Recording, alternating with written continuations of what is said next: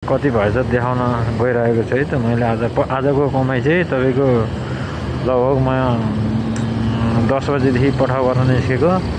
तपाईँको 400 रुपियाँको तेल हालेर पनि आजको कमाइ चाहिँ कति भयो चाहिँ है त। ल 10 बजे भनेपछि त 11, 12, 5, 7 घन्टाको कमाइ।